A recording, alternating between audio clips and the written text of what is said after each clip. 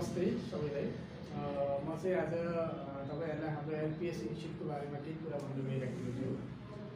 र विगत 10-15 वर्षदेखि हामी यस एलपीएस इन्स्टिट्युटसँग आबद्ध रहँदै आएका छौँ। र यो 10 वर्षको अन्तरालमा धेरै उतार चढावहरू हामीले भोग्नु पुगेका छौँ। साथै जति उतार चढावहरू जति दुःख भोग्नु परे पनि अहिले हामी यो अवस्थामा आइपुगेका छौँ।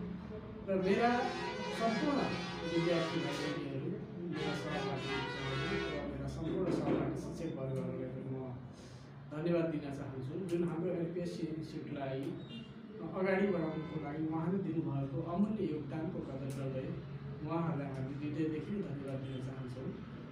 र यसमा हामीले विगत 10-15 वर्षदेखि जुन हामीले आफ्नो एउटा पेसाको रूपमा शिक्षण पेसालाई, शिक्षासँग सम्बन्धित पेसालाई अँगाल्दै आएका छौँ, यसलाई अझै हामीले कसरी एउटा राम्रो बनाएर लाने, कसरी एउटा सबैले एउटा पहिचान दिलाउन गरेर हामीले कसरी एउटा एलपीएसलाई अगाडि बढाउने भन्ने सन्दर्भमा हामीले समयमा यसका बारेमा हामी छलफल गर्दै पनि आइरहेका छौँ। तर पनि विगतमा गरिएका अभ्यासहरू र विगतमा सोचिएका हाम्रा आत्मधारणाहरूमा केन्द्रित हुँदै जति प्रयास गर्दाखेरि पनि हामीले अपेक्षित उपलब्धि प्राप्त गर्न नसकिरहेको अवस्थामा अझै पनि हाम्रो विद्यार्थी भाइबहिनीहरूबाट हामीले केही न केही कुराहरू उनीहरूमा परिवर्तन ल्याएर आफ्नो इन्स्टिट्युटको नाम, आफ्नो जुन एलपीएस नाम हामी राखेका छौँ, यसलाई अझै सफल बनाउने चिनाउने एउटा हाम्रो समाज, हाम्रो देश र सम्पूर्ण शिक्षण संस्थाहरूसँग चिनाउने एउटा अपेक्षा साथ हामी अगाडि बढिरहेका छौँ। र हाम्रो यस एलपीएस इन्स्टिट्युटमा विगत 10-15 वर्षदेखि हामीसँगै सँगसँगै काम गर्दै आउनुभएका केही हाम्रा शिक्षक वर्गहरू पनि रहेका, शिक्षक शिक्षिका वर्गहरू पनि रहेका छन्। र उहाँहरूले पनि हामीले समयमा उहाँहरूले गरेको सहयोगले गर्दाखेरि पनि हामीले अझै अगाडि बढ्नका लागि हौसला प्रेरणा प्राप्त भएको छ।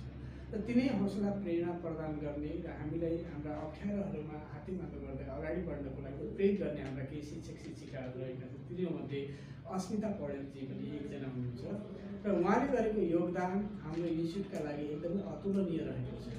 र यसका लागि हामी उहाँलाई एउटा हृदयदेखि नै धन्यवाद दिन चाहन्छु। र आगामी दिनमा पनि यो साथ सहयोग सपोर्ट हाम्रो निरन्तर रूपमा अघि बढिरहनेछ भन्ने अपेक्षा पनि गरेका छौँ।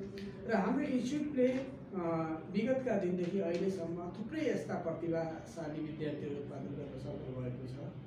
र ती विद्यार्थीहरू अझै पनि हाम्रै देशमा, हाम्रै समाजमा एउटा उच्च वर्गका रूपमा स्थापित भएर देश, समाज र आफ्नो घर परिवारका लागि एउटा योगदान पुर्याउने स्थानमा पुग्नु